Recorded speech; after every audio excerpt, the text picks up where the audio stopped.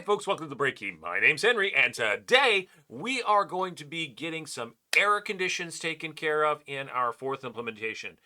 Now, we had that happening before, and that's fine, but it's very simplistic and it's not very sustainable or forward looking, as in, like, we're setting some condition codes and looking at those and making a little thing appear at the bottom.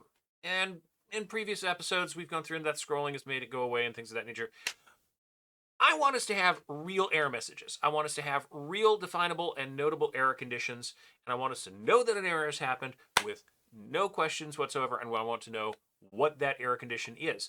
So theoretically, that's going to be easy. There are a few gotchas we're going to run into on the way. So first, let me outline to you my potential solution. The mechanism we're going to be using is the 6809's own software interrupt feature. Now, if you've been doing any assembly on x86, and this goes way back, even possibly to the Z80 days, you know that you can issue an interrupt instruction via assembly, and you know that under DOS and under Linux, there are the operating system functions are available through that interrupt handling mechanism. So what we're going to do is something similar. We're going to go ahead and take the first software interrupt. Now, the beautiful thing about doing this is if we need to move that around for compatibility, we've got two other software interrupts that we can call on, and we really only need to do that in one place. But we're going to use the software interrupt to make that work. Now, when we set up the software interrupt and hit that, we're going to be going to our software interrupt vectors. If we just use SWI, we're going to be going with FFFA or BFFA. In the case of the color computer, these are mirrored because of the action of the synchronous address multiplexer, the SAM, the 6883. BFFA is where in ROM we're going to be putting our vector for our error handler. So we're going to be putting our software interrupt vector at BFFA, like we said before. So we'll change this to a BFFA. Okay, so we were at BFFE for the start address. That's our reset vector. All we have to do to make sure that we've got space aside for that, rather than do another org, is just do FTB to go there, and then we'll FTB, and we'll call our error handler, I don't know, let's be creative. Let's just call it, let's see, that's 7 characters. Yeah, error handler. Sure. All right. Easy enough. We can deal with that. So at its most basic, the error handler has to do a few things. We always start the main loop with an empty parameter stack and an empty system stack. So our error handler needs to start by loading in those values. Okay, so we've got that. We also are likely in the middle of processing something vaguely resembling an output. We generally are doing that. We also need to make sure that if we're in the middle of dealing with key presses, we've got that cleared out. So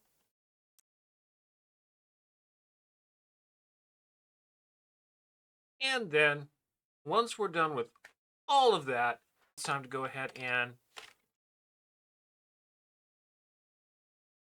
get back to the main loop. All right, and there is our basic error handler right there. So how can we test this out without breaking absolutely everything? We'll go ahead and test it out by, let's go ahead and see what dupe does. All right, we've got our little error condition here. So instead of doing that, what we'll do is run an SWI. Let's skip the error condition. SWI is the error condition. And let's see if that does that. Dupe only errors out if we don't have anything on the stack. So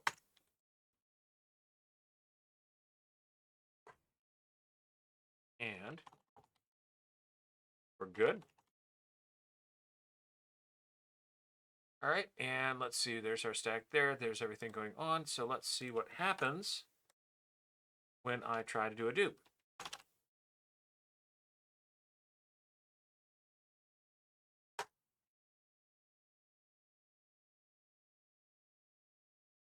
Nothing.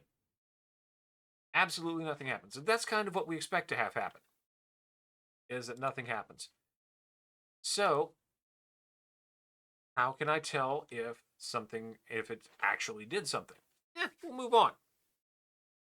Stack depth that's less than 2 is nonsensical, so let's make sure that drop-in actually works. It did last time we were here. That's not saying anything, though.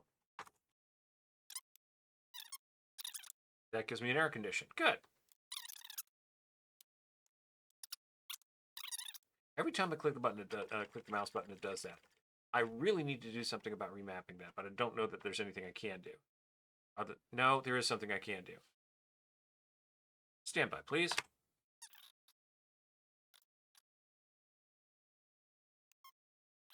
All right, that fixed it. All right. We got 2 items on the stack. Let's just see. All right, beautiful. So I do a simple drop. That works. Drop. That works. And that gives me the old style error. Now if I do a 5, 5, 5, let's go ahead and put 2 items on the stack there. Great. If I do a 2, drop in. We're down to 7 FFE. Everything looks good. We're fine with that. And then if I do a 2, drop in again, what I would have was this, but the next thing that should happen is I should wind up with this zeroed out and back at the top of the loop. Oh, I did not. That tells me that something went awry. Okay.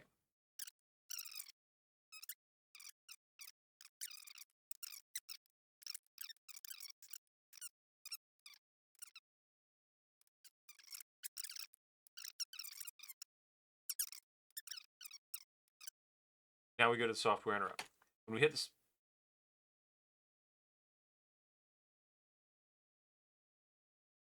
what the heck just happened there? That would be our problem. All right. Is it that simple that I just didn't save the thing?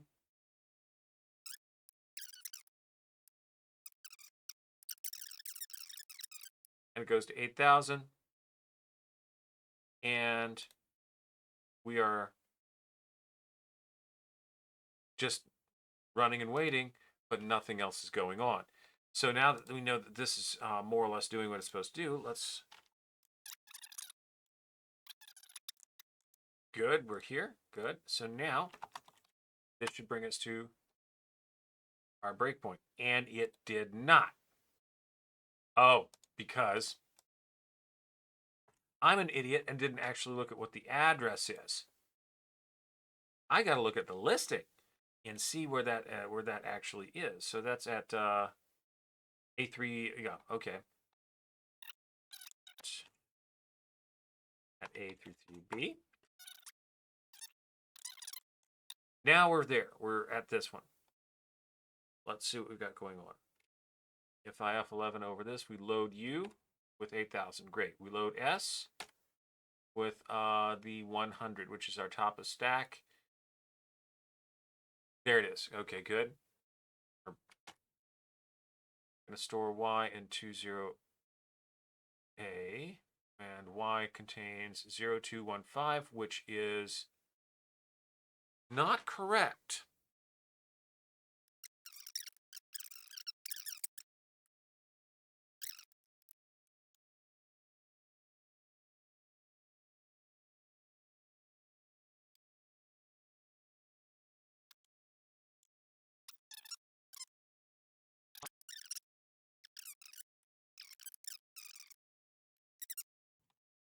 Okay, we've got that set up. That's a 7 FFE. This should give me an air condition of some sort.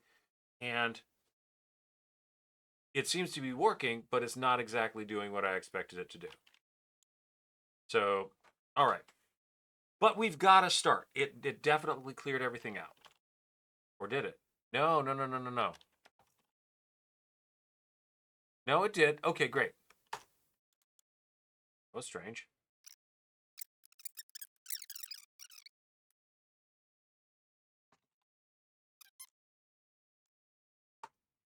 All right, so here we are.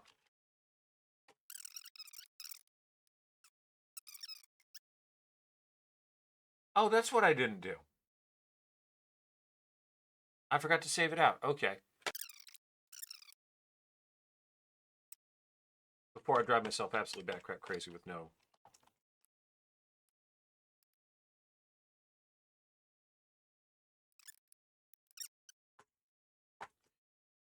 Should be where we're at.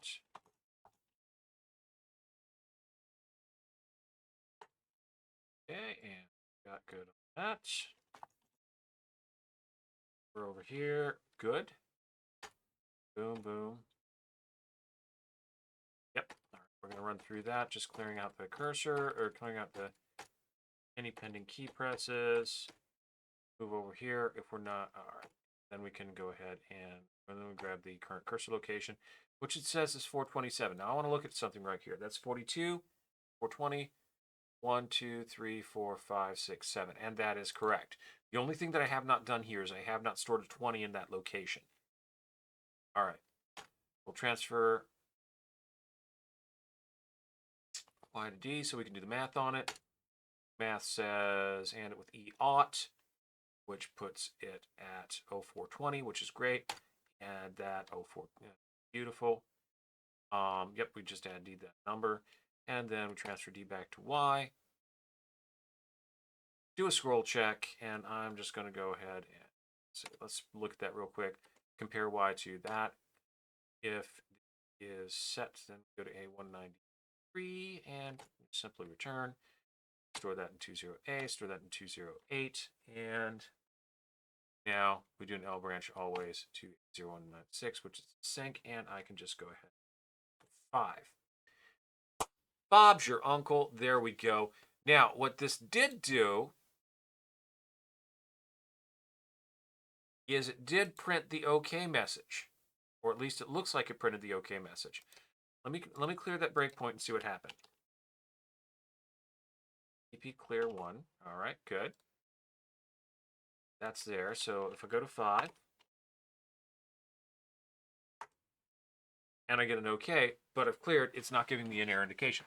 Lovely. So I've got something that's going to give me an error has happened. So for my next trick, I'm going to need to actually find out what that error is. And for that, we're going to go ahead and load in some error messages and some individual error handlers.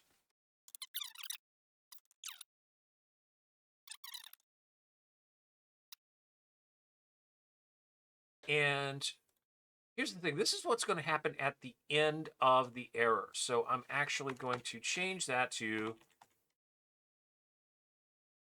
done, because that's what it's going to be done when it's finished. And we're going to put our error handler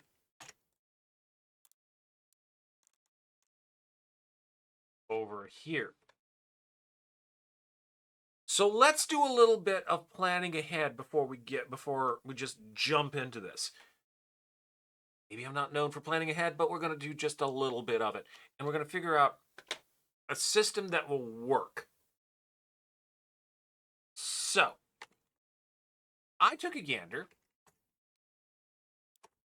at the 4th standard, and I took a gander and I was looking to see what needed to be done as far as doing error handling the 4th way. And there is a standard for doing error handling with exceptions. And it's a little convoluted. There's 4 words that it defines. It defines abort, catch, and throw. And it also defines throw codes. And programs should not define values for use with throw in the range -4095 to -1. Okay, I can leave those reserved, but this mess I don't want to deal with just yet. And it's easy to leave those reserved by just simply not using the upper half of the unsigned integer range, because the upper half of the unsigned integer range is going to be my negatives to begin with. Easy enough. So I can fake it for right now, but still make it relatively resilient. All right, don't get me wrong, we are going to be looking at these later. This is going to be important. These are going to be very, very useful for error trapping and control when we do our own writing. Using the software interrupt is going to be very, very useful for internal error trapping and control because we can just redefine where it's going to go. Beautiful. But for right now, we're just going to say that anything above, any error level above 7FFF is going to be, I tried to think in decimal and it just didn't work. Any value above, any error value above 7FFF is not going to work. Okay, so how do we want to implement this? I think the best thing to do is to implement this in the form of an error handling table.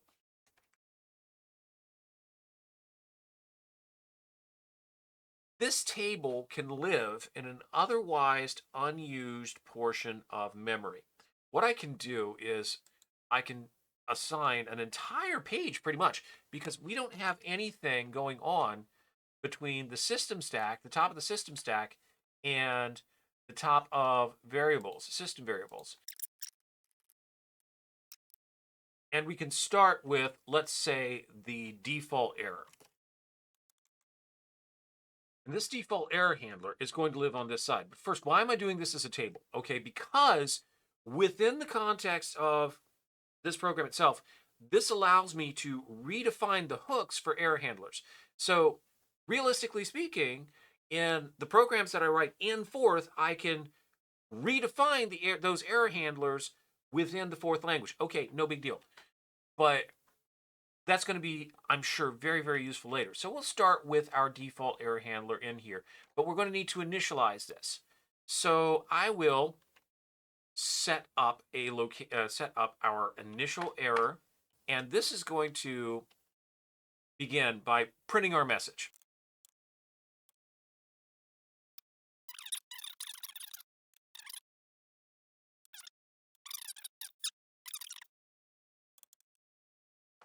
I think it's FCV.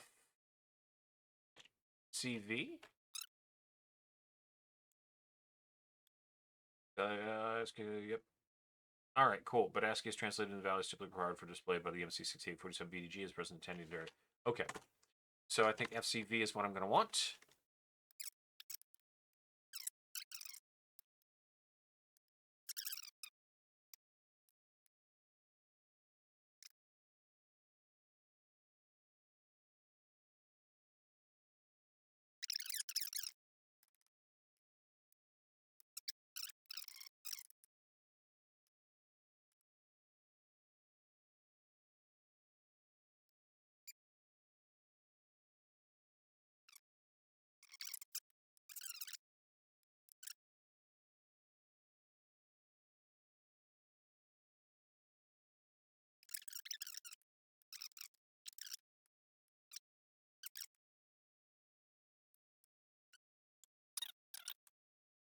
Run and see what happens. Now, at this point, if I've done this correctly, right, there's 7FFE, and there's my oops. I've still got my okay happening over here, so I need to fix that. But I can worry about that after I get done with the shift today. And we're back. So, next thing I want to do is a little bit of a test assemble. Make sure that everything is sane. Okay, invalid addressing mode in the error handler. Aha. Okay, so it doesn't like that. I've got to do a comment. There we go. And that works. Okay, Now, with the test assemble done, the next thing I want to do is make sure that all the error handlers are doing what they're supposed to be doing. So the first trick with those error handlers is going to be the dictionary itself. And I want to find everywhere that I'm branching off to the, or everywhere I'm doing a sweep. Okay, so stack depth. Stack depth should be working. Just in general, stack depth should be working. But I need to do this exhaustively. So here comes the slug. That doesn't look right. That doesn't look right at all. Something went awry here.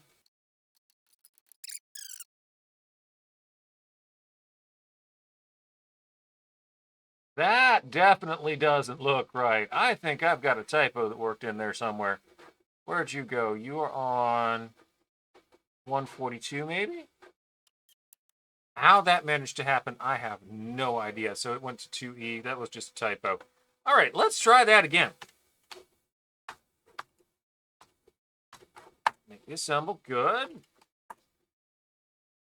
Ah, come on, come on, come on, come on. 1, 2.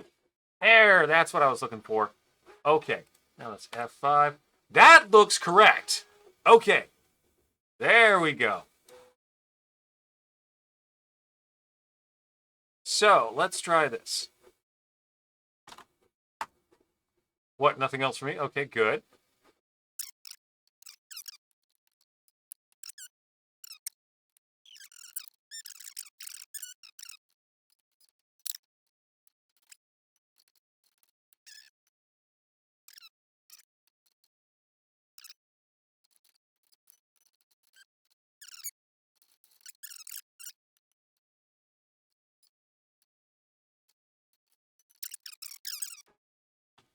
All right, so that's ends in a 0, 0, 0, 0, 0, ends in a 0. Okay.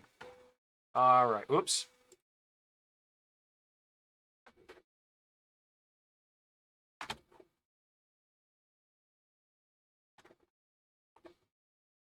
And thankfully, everything's just right there. Lovely. And let's make sure the dictionary looks good, which it does. All right, so we're back to here. Let's go ahead and bring this, run this again. Everything looks good so far. All right, and let's look at our error messages that we need to look at.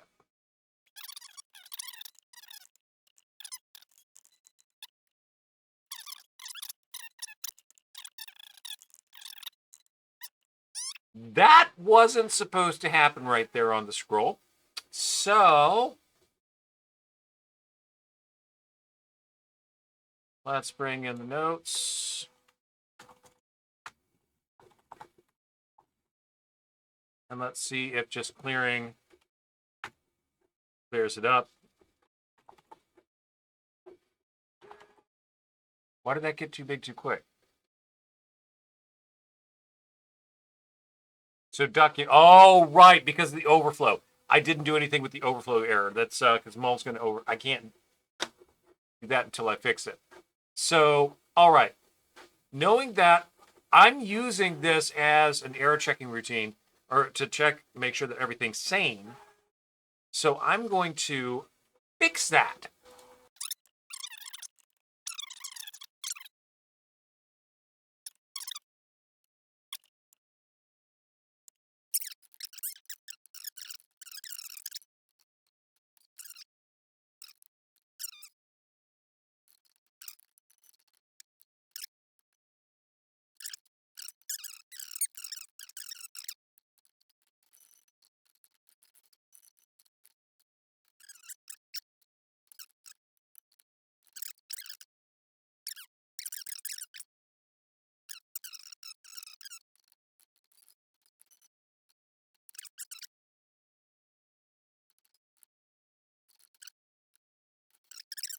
I thought it was going to be more of a kludge than it was, but because I had the problem with, obviously, I'd have to figure out a place to put the condition code register in order to use the condition code, and that's already on the stack, and that's going to be clobbered when it comes back to the return.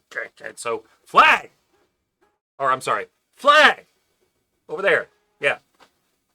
Everything's the opposite on the camera. Don't drive me crazy sometimes.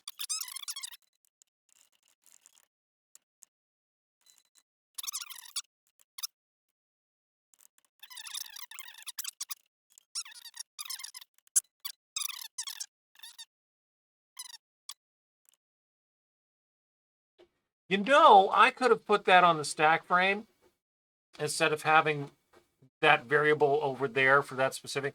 That actually makes more sense because, all right, we're going to get rid of this. No, no, no, no, no, no, no, no, no. I can't guarantee that. Because, I mean, I could do the math for it, but, you know, that's just going to be a little bit easier for me, I think.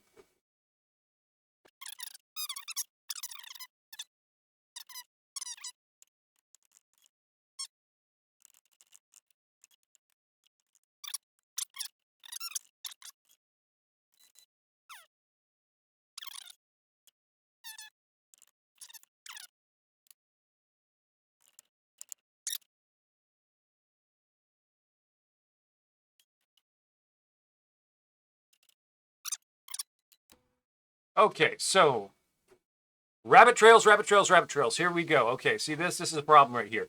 That should be at hex 100, not hex 000, because that gets in the way of stack. So to fix that,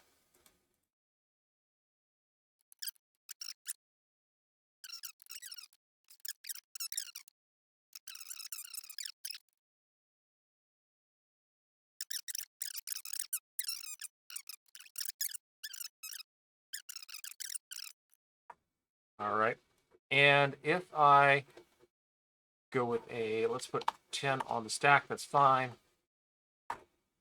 All right, so,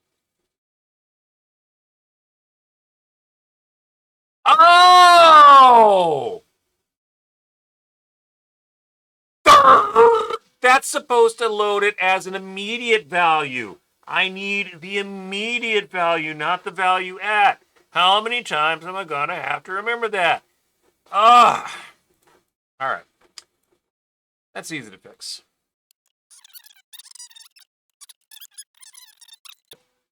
And it doesn't print a darn thing. All right, so what's the stack look like right now? The stack has extra stuff in it, or the parameter stack has extra stuff in it.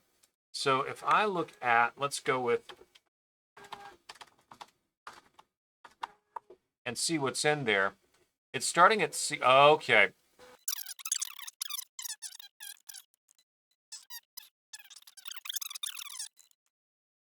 That should overflow, and it should, yep, okay.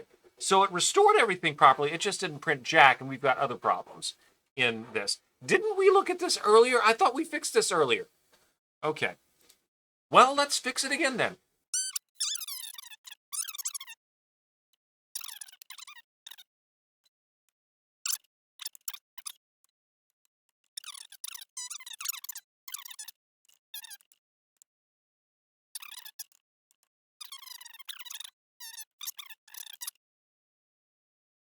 Why am I flipping hitting an RTS there?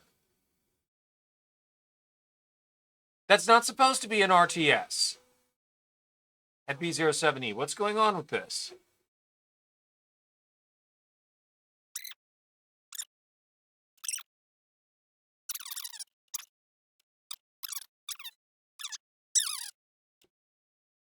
Oh, right, right.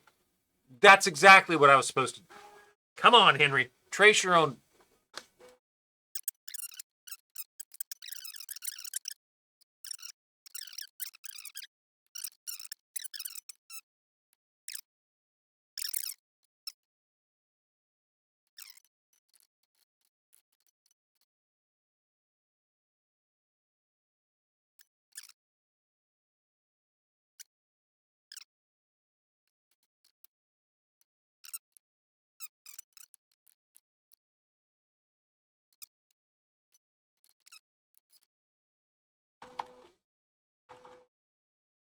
I need to figure out email off.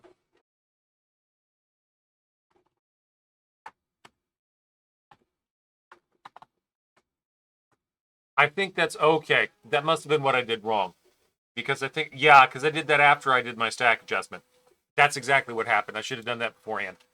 Okay, so now if I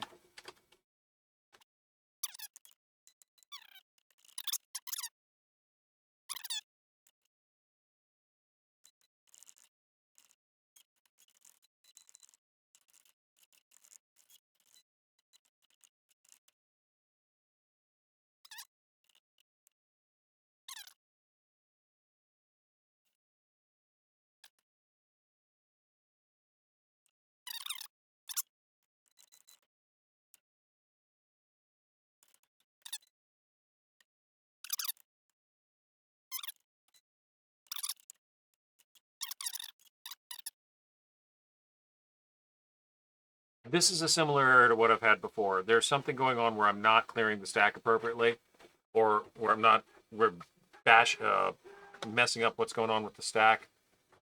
So fixing this is going to be a little.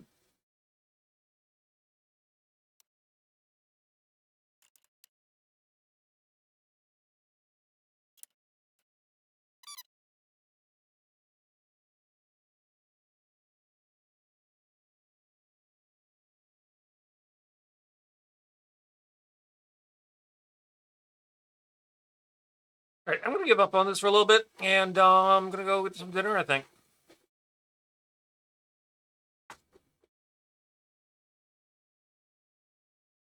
Let's go ahead and look at our problem child, Dot. There are 3 tasks that I need to get done here. Do we have something on the stack? Okay. So the first thing I'm going to do here. Now, this bit we had set up to handle our our overflow error condition.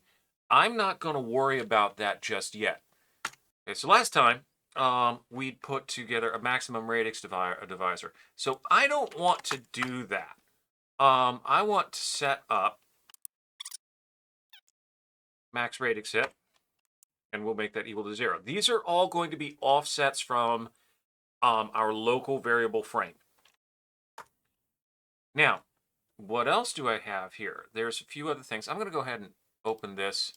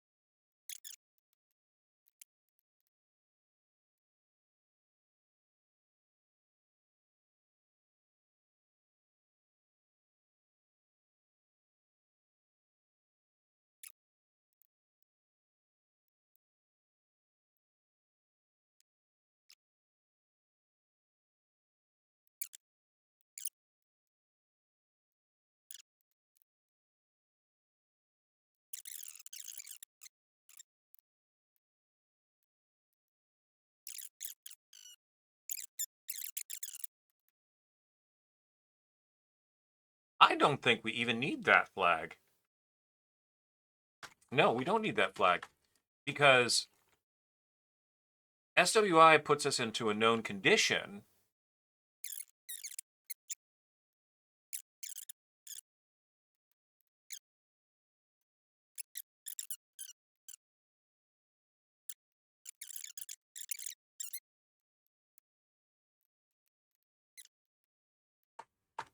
Okay, so we recover from the multiplicative overflow here.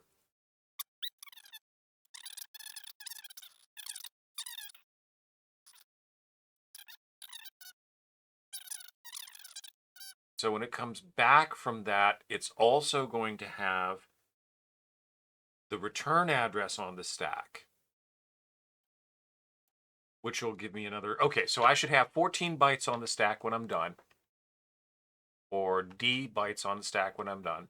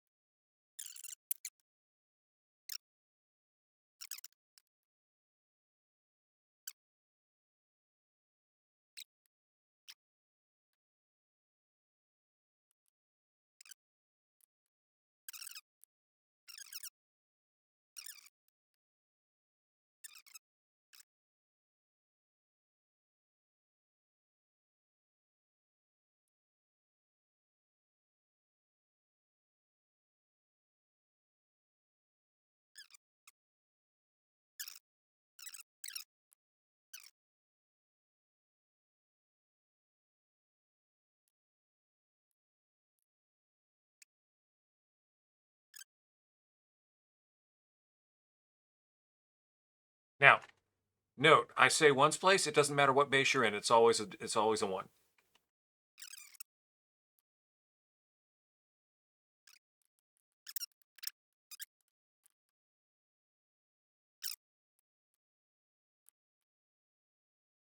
Okay, you roll off, and that should take care of it.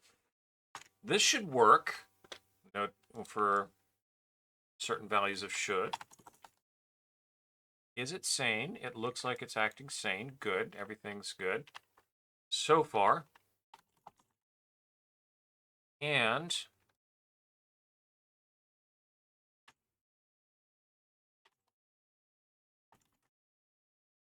that got, okay, so apparently we didn't get the multiplicative overflow in there.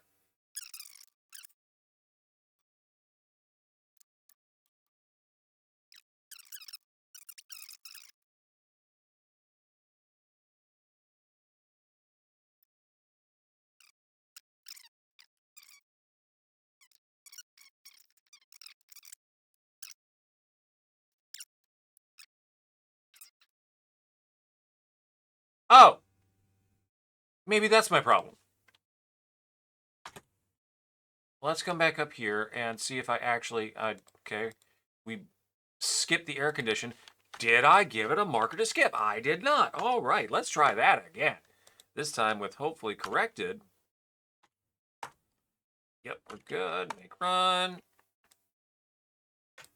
Up here, and let's F5, and let's do this. And it didn't do what it was supposed to do. Yet again.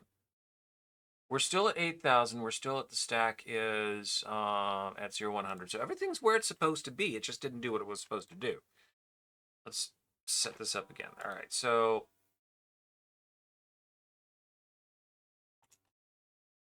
VP set, and that is, I think it's B15C. Yeah. All right. So now if I hit a depth dot, we're stopped at breakpoint 1.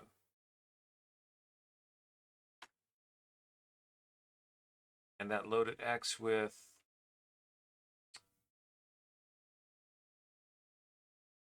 A42B, which is what it needs to be. That gets pushed onto the stack.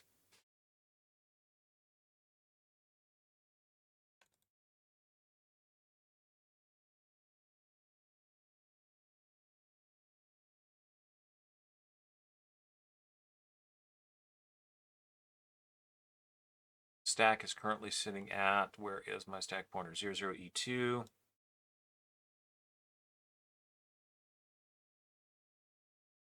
So that's going to go there where the A42B is, which it did before apparently.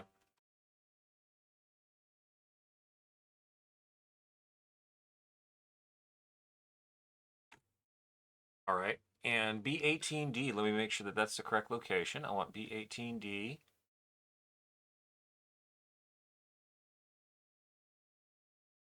B18D doesn't exist.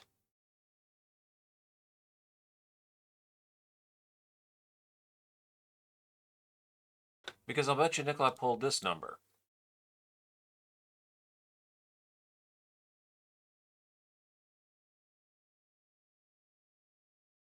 That's exactly what happened. And what's stored at that location?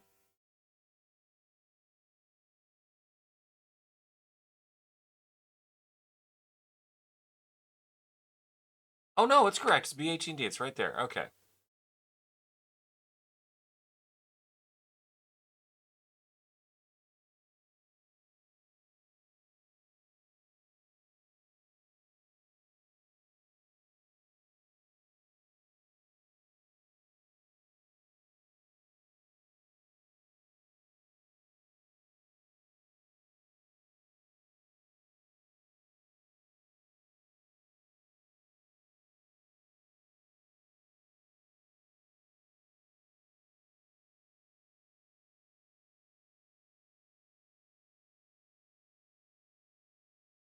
That's conceptual.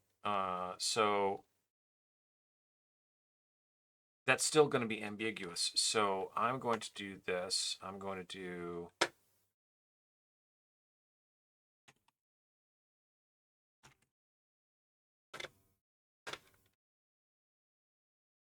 and just go ahead and do the assemble again.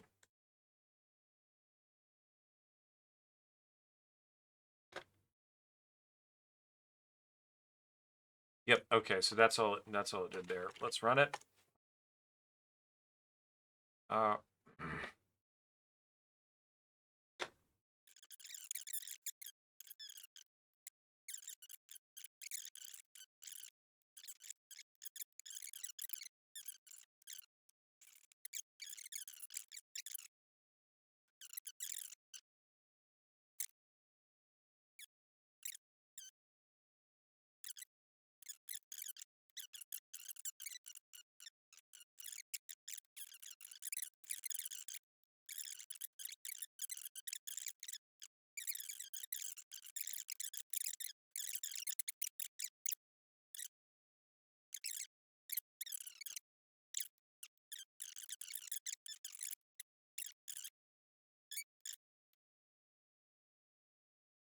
And we're moving S to D.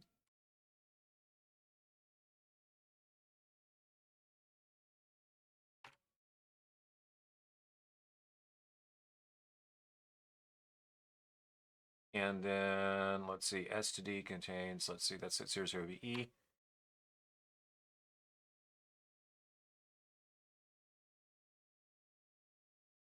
That's not right! Okay, I bet you, Nickel, that's part of my problem. So, let's do this. Instead of that being a sub D FFDE, let's make that, let's change that in memory. Let's go to B198.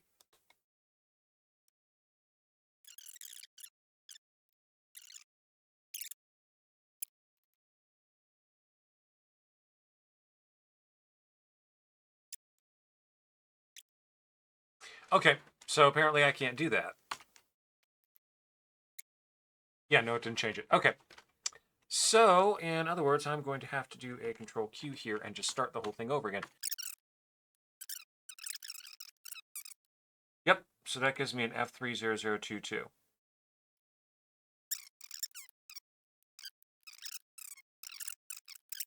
Oh my goodness, I've got so much mess on here. 5. Oh, that didn't work. That broke.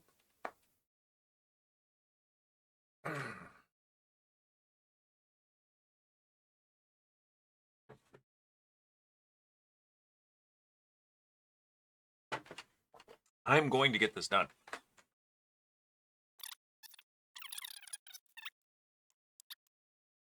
And let's see. Move this up here so I can see everything else that's going on. So when I set depth, what it's going to give me, it should give me a 0, which is fine.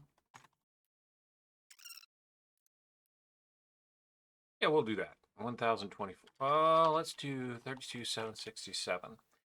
Why not? Okay, so we got a 7FFF. Actually, let's do this.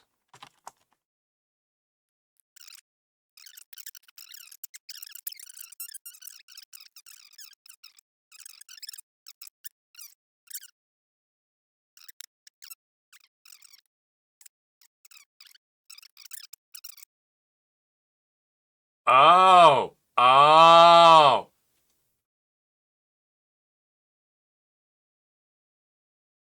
That's one of the errors there. So we can control Q over here. Let's make that, because I pushed it onto that stack instead of the user stack. I didn't want to bork. I could use either one, I think, since I'm doing it immediately. That should fix it. That's not correct. That is not correct. That's a 10. And it's always showing a 10. I've seen this error before. This error, this is an off by 1 error in my stacking. So I just need to figure out what the heck happened with that. It's showing the 10. I'm ending up with the stack not where I expect it to be, the hardware stack where I don't expect it to be.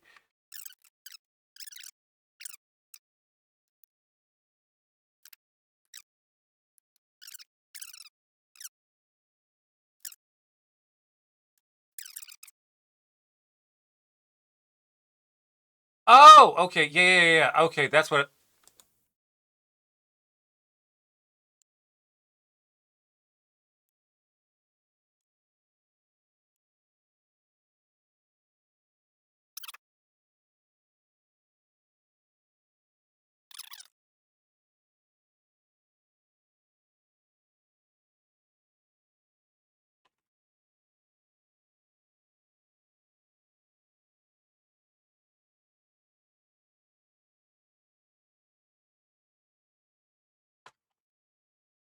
That should fix it.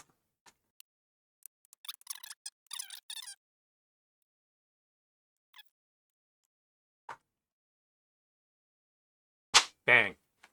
That was exactly the problem. So that's fixed now. Now the next question is,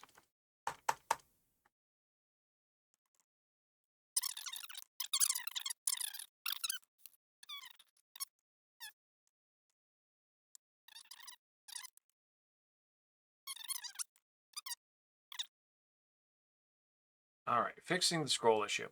So it looks like what I've got with the scroll issue is it's not updating where the cursor location is supposed to be. It's not backing up because it thinks it's already behind the current cursor location, I think. So now I need to look at,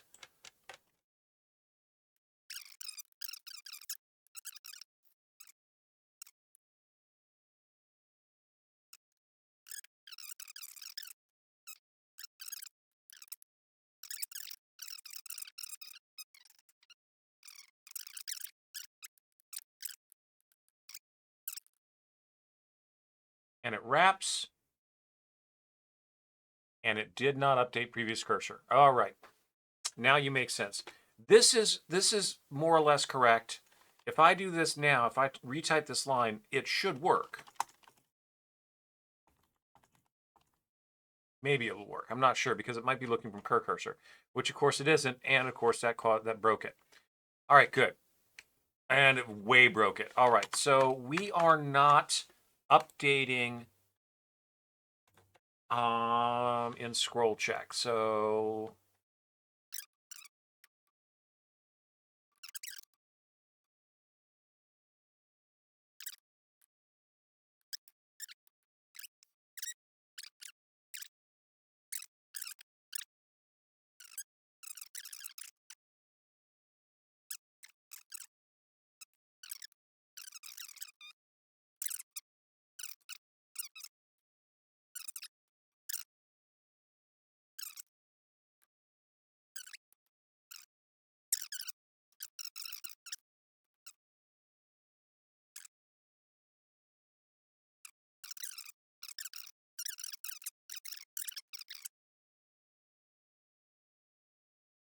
This isn't being called with anything other than cur cursor.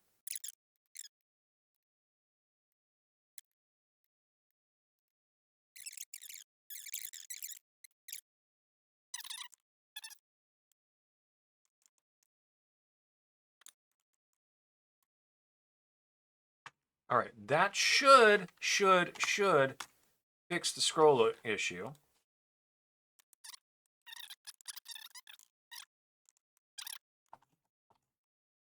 And that's working exactly the way I want it to. That's a beautiful thing. That is a beautiful thing. Okay, so we had gotten so far as where in our making sure that errors had been checked. I'm not sure. So give me just a moment to do a little bit of a review of the footage to see where we left off. Let's get you out of the way, and let's make sure that I can see what's going on with you. Do I want to use the listing? Yeah, I want to use the listing. No, I won't use listing. Okay, so the dupe error condition. What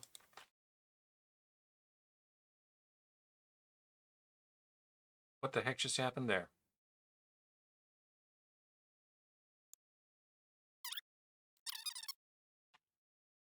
Oh, because I didn't do an RTS!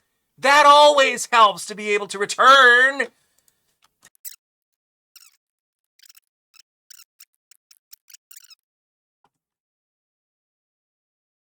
Okay, there's a problem. And that happened right after the okay, so that's a scrolling issue.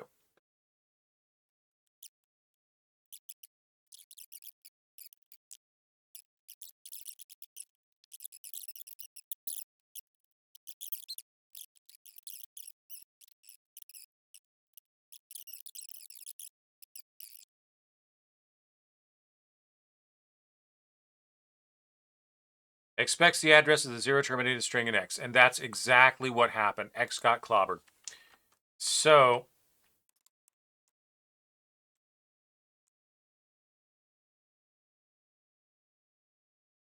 that should have just fixed it. Let's see what we can do here.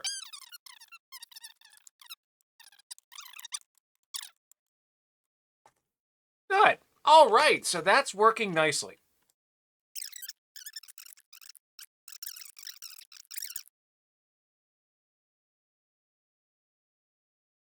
Something went very awry.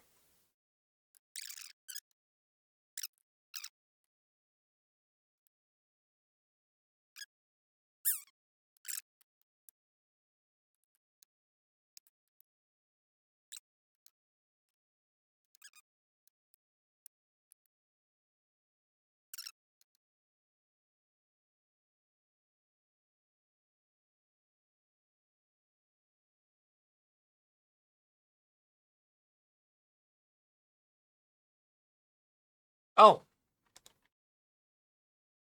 there's my problem.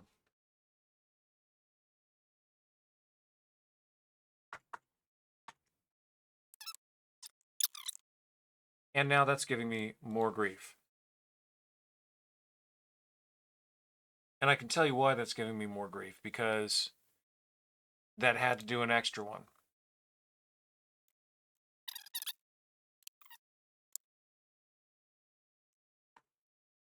Okay, that got bigger. And everything there is fine. I've got that. It's right at the end. So there's something going on with this.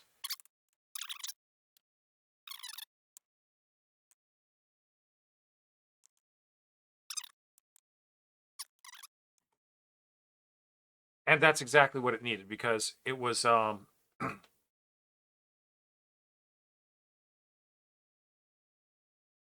if I pre-advance, I'm at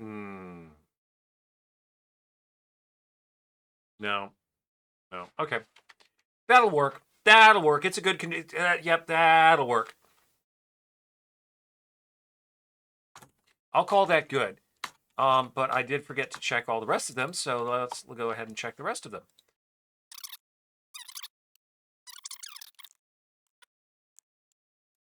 Wait, what? I didn't even notice that. There's our problem. Link to this got piled up.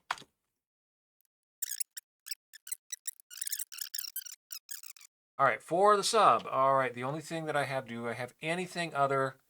Nope, I do not. So This is going to do something very interesting because I don't have this checking for checking to make sure it's going negative. This is going to inherently do 2's complement. And it does, 65535, which is exactly what I expected because that's a 2's complement, -1. All right, and I'm not going to give it an overflow error in that because I'm going to be dealing with those potential values. By the same token, if I do a 1, 2, minus 1, 1 minus, I should come up with 65534. Yep, doing exactly what it's supposed to do. And if I try to type in 65536, is it going to give me an overflow error? That's just going to give me an over. It's going to give me that. It's not checking for that in the numerics. What happens when I do a depth? I have 1 in the stack, and on the stack is a 0. So all it does is roll over. Okay. Drop should give me nothing more than a nothing else for me. Good. Base has 3 potential error conditions and only gives me but two potential error types. So I've got a range error and I've got a stack depth error. So if I do base, nothing else for me, great.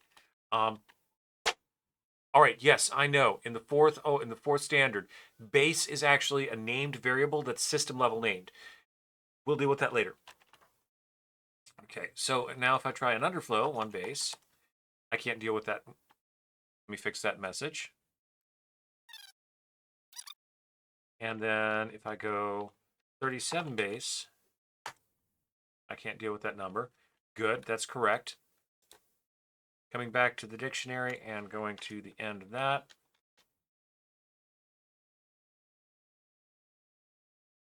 Oh, these are all things that I think I already checked. And then we've got dot. The only thing that dot is going to, the only error that dot's going to throw is going to be the stack depth error, which we've already looked at.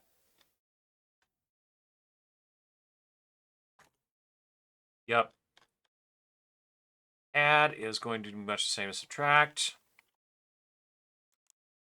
And that's doing it correctly. And then I've got depth, which I've already checked. Depth doesn't have an error condition. Nice. All right. That's taken care of. Good. Nice. Wonderful. Finally, got it taken care of. Let's go to the outro. That's not an outro. Conclusion. That's what it's called. It's called a conclusion. That's lovely. All right, so I've got good error conditions. I've got trapping capabilities. We're working that, but it's a lot more extensible, and we'll be able to deal with a lot better later on down the road. And also later on down the road, I want to get closer to being a standard 4th implementation. So I think probably the next thing I'm going to be working on is like memory allocation stuff. I try to keep things simple. They wind up being like an hour long, even though I try to keep things simple. This was supposed to be air conditions. It was supposed to be simple.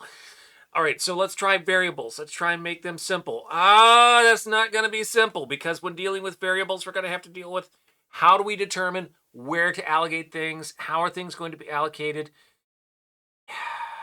This is going to be fun. Memory management's gonna be the next time we work with the 4th implementation. And there's a couple other projects that I've got on deck as well. I've got a, I'm still working along with the FujiNet and doing the nightlies. I've got a few other Cocos that I picked up at Coco Fest that I want to be able to look at. Unfortunately, with the exception of the 3, they're all RF output only. So I need to build a composite adapter, and there exists a universal composite adapter that may very well be the next thing I do. Yeah, a couple of little hardware things going on. Who knows? What you're gonna find out and what I'm gonna be doing next time, right here, on the break key. Thanks for joining me. Like, share, subscribe. See you around.